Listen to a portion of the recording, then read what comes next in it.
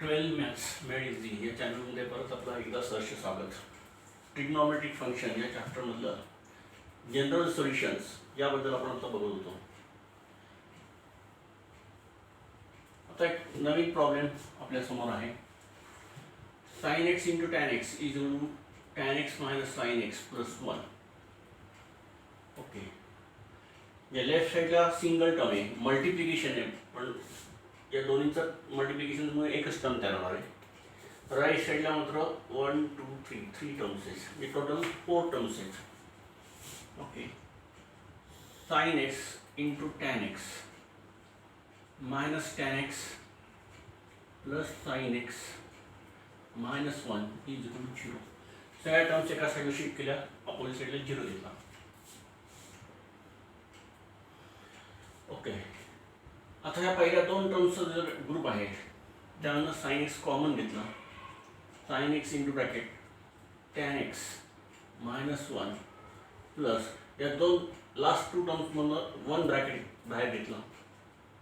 Sign x minus 1 is equal to 0.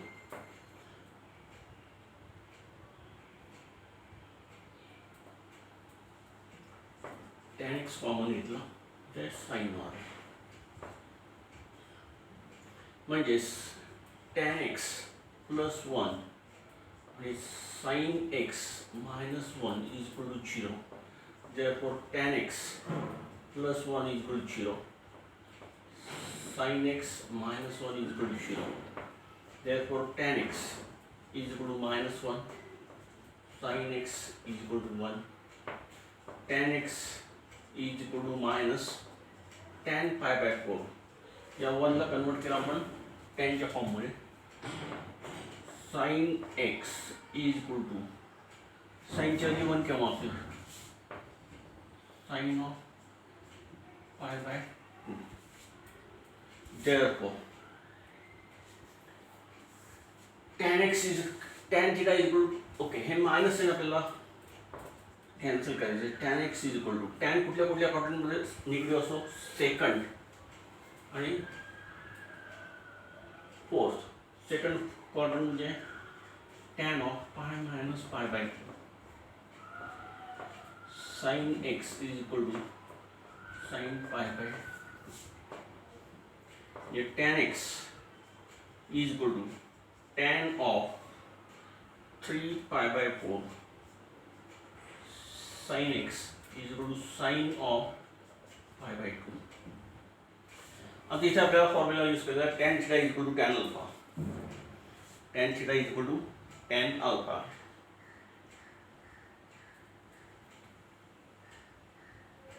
कुठला formula येईल, tan theta is equal to tan alpha. therefore theta is equal to n pi plus alpha. therefore x is equal to n pi plus 3 pi by 2. आणि इथे येईल sin theta is equal to sin alpha. therefore x is equal to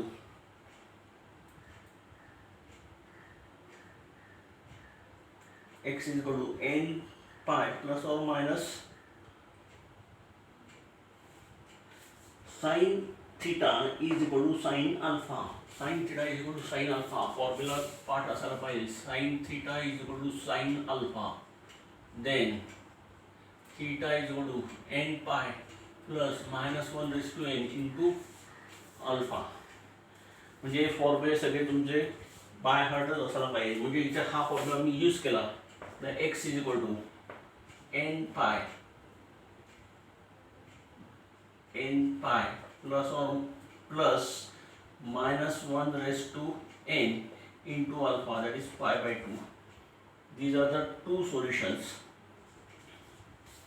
x is equal to n pi plus 3 pi by 4 and x is equal to n pi plus minus 1 raised to n into pi by 2.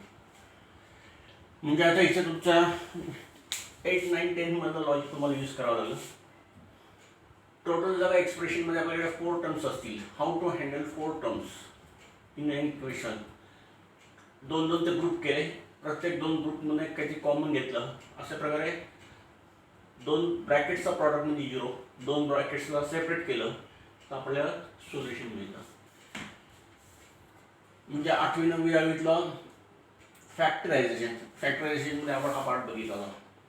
हे 2 factors तयार झाले आणि बाकीचे सगळं आहे ते general solutions हे 12वीतलं असं कॉम्बिनेशन म्हणून आपण हा पूर्णपणे सॉल्व केलेला आहे.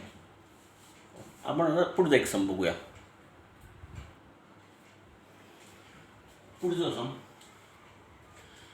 cos x plus sin x is equal to 1. Okay, आपल्याला cos square x plus sin square x is equal to 1 माहिती आहे. हा स्क्वेअर नाही आहे, नुसतं sin x plus cos x आहे. ओके, आता ह्याचा एक फॉर्मॅट आहे तो आपण तिकडे अंडरस्टँड करूया. फॉर्मॅट आपण इथे लिहा. a sin x plus b cos x is equal to c. Then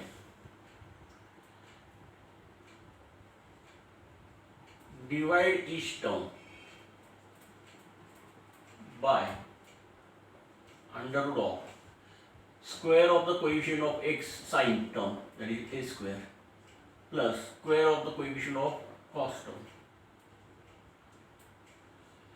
म्हणजे हा होईल a upon under root of a square plus b square sin x plus b upon under root of a square plus b square cos x is equal to c upon under root of a square plus b square. Okay,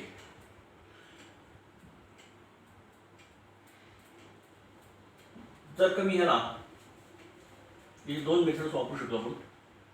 आपण ही term पहिली घेतली cos x into b upon under root of a square plus b square plus a upon under root of a square plus b square sine x is equal to c upon under root of a square plus b square. हा जो part आहे त्याला आम्ही temporary let b upon under root of a square plus b square is equal to cos alpha. हा जर cos alpha मानला तर हा काय होईल चेक करून बघू. sin alpha is equal to under root of 1 minus cos square alpha. Therefore sin alpha is equal to under root of 1 minus b square upon a square plus b square. Therefore sin alpha is equal to under root of a square plus b square minus b square upon within whole under root a square plus b square, which is b square gets cancelled. Square root of a square is a upon under root of a square plus b square. म्हणजे हा जो part आहे तो sine alpha आहे. म्हणजे हे सगळं सम होईल cos x plus into cos alpha plus साइन x इंटू साइन alpha is equal to c upon under root of a square plus b square. Therefore, which is nothing but cos of x minus alpha is equal to c upon under root of a square plus b square. Actually, हा जो form आहे. When there are only two terms of sin x and cos x on one side of the equation, then take the under root of sum of the squares of their coefficients and divide each term by same factor.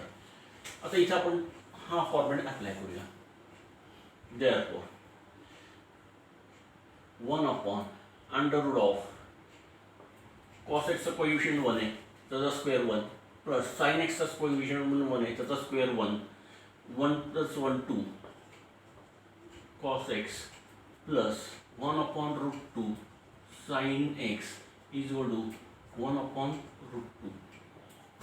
म्हणजे हा झाला cos x into 1 upon root 2 ला cos मध्ये लिहिलं तर cos of pi by 4 plus sin x into sin pi by 4 is equal to 1 upon root 2. या 1 upon root 2 ला तात्पुरता तसंच ठेवलंय.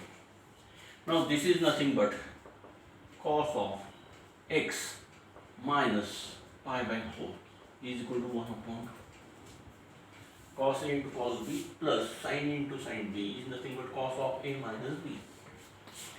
लेफ्ट साइडला कॉस फंक्शन म्हणजे राईट साइडला सुद्धा कॉस फंक्शन डेव्हलप करायला लागेल. Cos of x minus pi by 4 is equal to cos of pi by 4.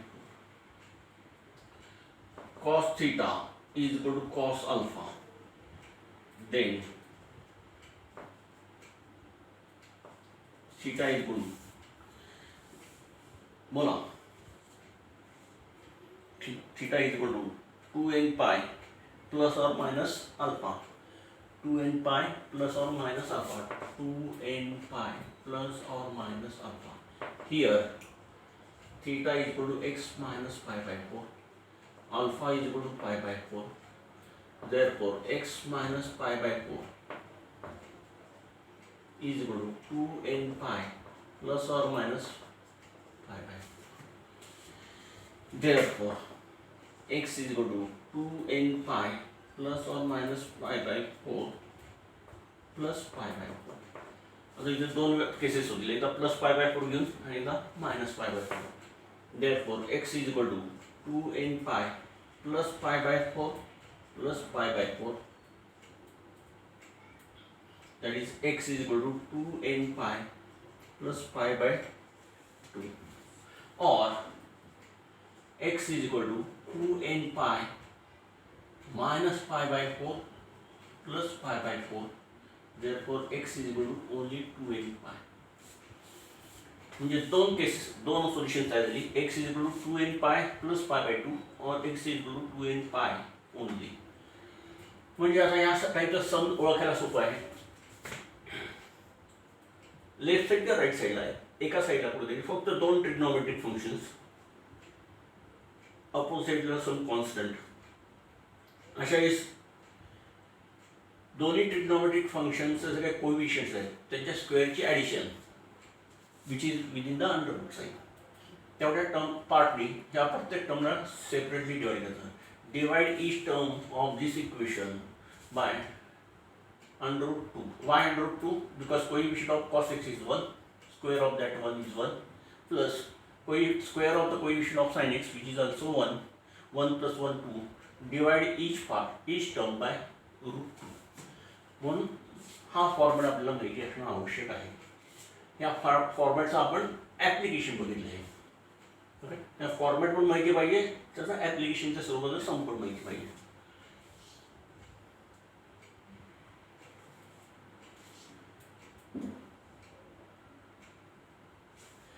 Okay, लिहून घ्या म्हणजे आपल्याला पुढचं सम बघता येईल.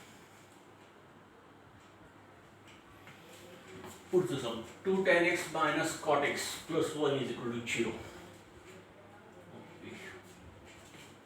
आपल्याकडे जनरल सोल्युशनमध्ये कुठेही कॉटचा समावेश नाही. टॅन आहे पण कॉट नाही आहे, म्हणजे या कॉटला आपल्याला कन्वर्ट करता येईल का? Okay, 2 tan x minus 1 upon tan x plus 1 is equal to 0. प्रत्येक टर्मला tan x ने मल्टिप्लाय केलं तर हा होईल 2 tan square x minus 1 plus tan x is equal to 0. Rewrite केलं 2 tan square x plus tan x minus 1 is equal to 0. Factorization 2 tan square x plus 2 tan x minus tan x minus 1 is equal to 0. 2 tan x common, tan x plus 1 minus 1 common, tan x plus 1. Therefore tan x plus 1 is equal to 0.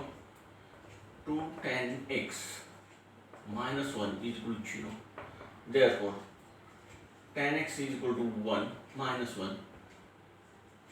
Tan x is equal to 1 half.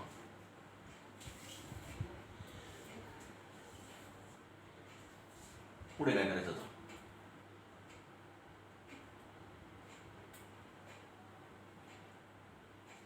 टेनची value 1 केव्हा असते? पाय/4ला. Okay, minus sine नको आहे मला. tan x is equal to tan पाय/4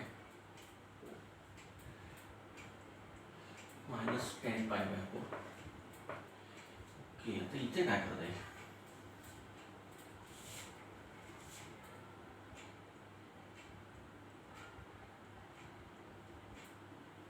tan x ची value 1/2 नसते. tan x ची value 1/2 कधीच नसते. आता या केसमध्ये काय करावं लागेल?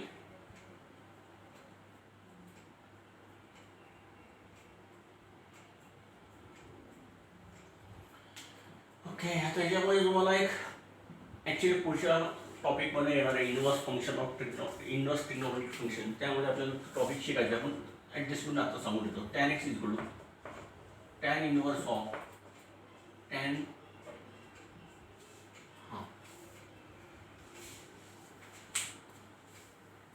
असंही म्हटलं पाहिजे, tan ऑफ tan इनवर्स असं लिहिलं तरी चालेल.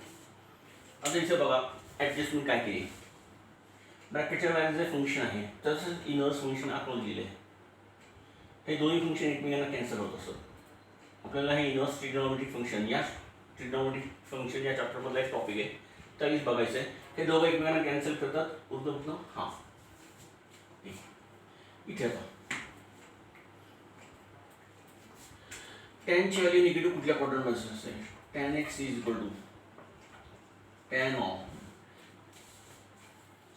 बघा ASTC all positive, sine and cosec positive, tan positive, tan and cot positive, cos and sec positive. इथे टॅन निगेटिव्ह असतो, इथे टॅन निगेटिव्ह. त्यातला जर जवळचा सेकंड क्वाड्रंट म्हणजे π-π/4.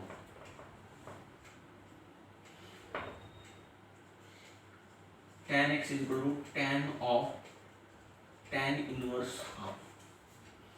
Therefore, tan x is equal to tan of 3π/4. Tan x is equal to tan of tan inverse 1/2. Tan theta is equal to tan alpha. Tan theta is equal to tan alpha. नेहमी formula लिहायची practice ठेवा. tan theta is equal to tan alpha. Then theta is equal to, बोला आठवतं काही formula? n pi plus alpha. चुकून इथे plus और minus घ्यायचं नाही. Theta is equal to n pi plus alpha. तो इथे मी वापरला तर x is equal to n pi plus 3π/4. इथे वापरला तर x इज इक्वल टू हा अल्फा झाला n pi plus tan inverse हा. तर ही जी महत्त्वाची स्टेप आहे, टॅन इनवर्स आणि टॅन ह्याच्यामध्ये कॅन्सलेशन केलेलं आहे आपण. ही जी महत्त्वाची स्टेप आहे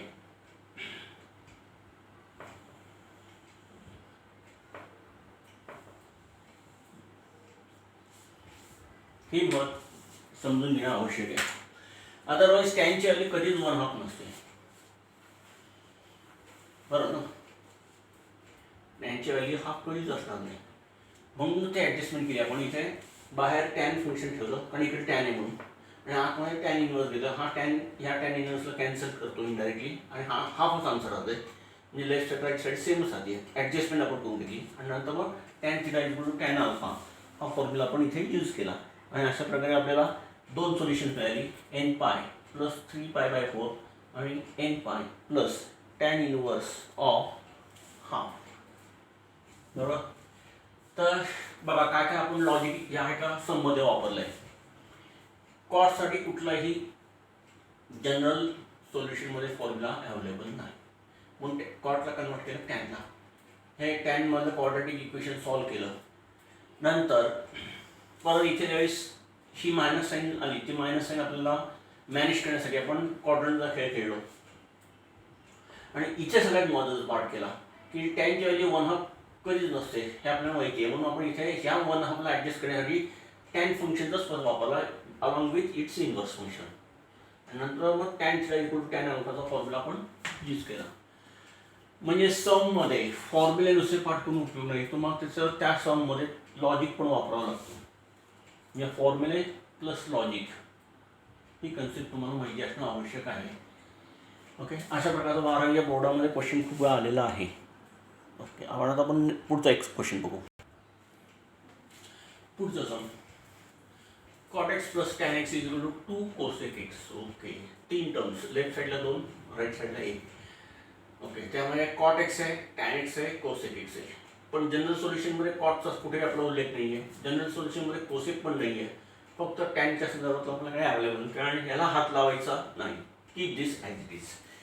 किंवा मग आपण असंही करू शकतो, कॉटला आपण कॉस आपण साईन करू शकतो, म्हणजे बेसिक रेशो. टॅनला आपण साईन आपण कॉस करू शकतो, याला आपण बेसिक रेशोमध्ये 1 आपण साईन करू शकतो. ओके, तसंही केलं तर चालेल. सगळ्यांना बेसिक रेशोमध्ये कन्वर्ट करायचं करून कॉम्प्लिकेशन थोडंसं वाढेल, पण cos x upon sin x plus sin x upon cos x is equal to 2 upon sin x. Okay, left side काय होईल, cos square x plus sin square x upon sin x into cos x is equal to 2 upon sin x. त्याचा LCM घेतला sine into cos, cross multiplication केलं, sine square plus cos square म्हणजे हा झाला 1 upon sine x into cos x is equal to 2 upon sine x. Okay, therefore हा 2 इकडे आणला आणि हा sine x into cos x इकडे नेला, तर काय होईल 1 upon 2 is equal to sine x into cos x upon sin x.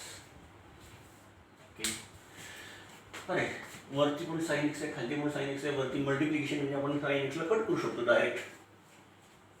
sin x ला डायरेक्ट कट करता येईल का, म्हणून महत्त्वाचा question, can we cancel out this sin x.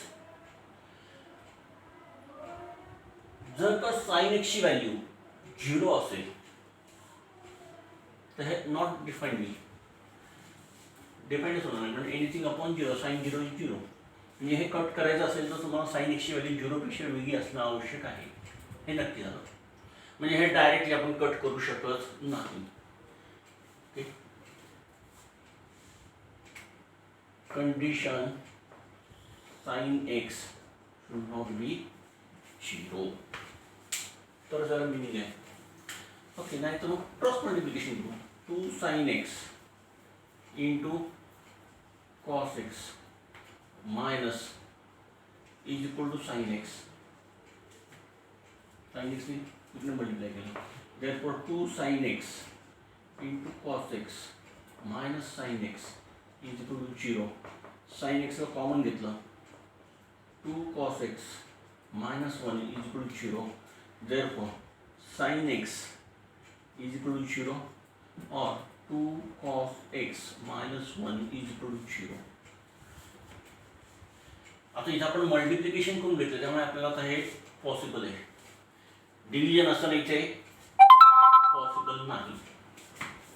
Okay, त्यामुळे प्रत्येक वेळेस काळजी घ्यायची आहे की ज्यावेळी डिनॉमिनेटरमध्ये काही ट्रिग्नॉमेट्रिक फंक्शन असेल तर त्या ट्रिग्नॉमेट्रिक फंक्शनची व्हॅल्यू 0 होऊन चालत नाही. Sin theta is equal to 0, then theta is equal to x is equal to n pi. Cos x is equal to half. Therefore, x is equal to n pi. Cos x is equal to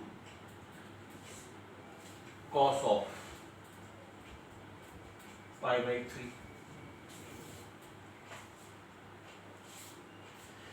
Therefore, x is equal to n pi. Cos theta is equal to cos alpha. cos theta is equal to cos alpha, then theta is equal to 2n pi plus or minus alpha.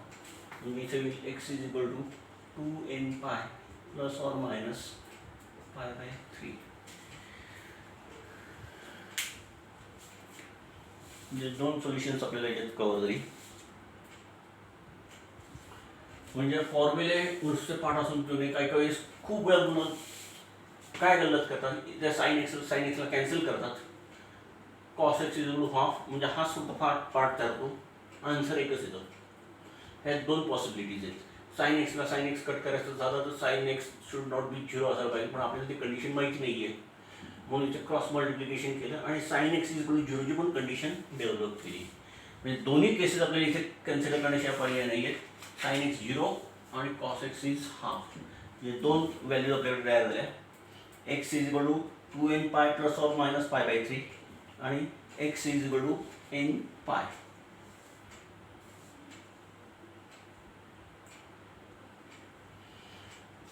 तर solution करताना घाई करू नका, कुठे ना कुठेतरी तुम्हाला त्याचं व्हॅल्यूज मिळून जातील. ओके, अपेक्षा आहे तुम्हाला हा पार्ट व्यवस्थित समजला असेल. नेक्स्ट लेक्चरमध्ये आपण पुढचा पार्ट बघूया.